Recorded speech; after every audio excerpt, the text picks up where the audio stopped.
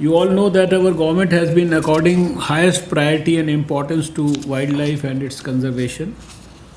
We have initiated a number of measures in this direction.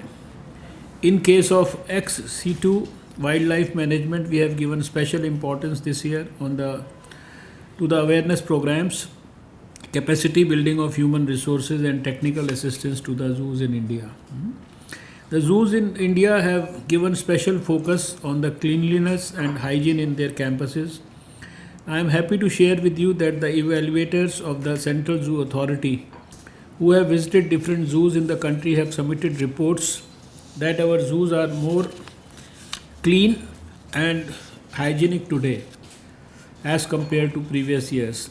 I congratulate all the zoo personnel for this achievement.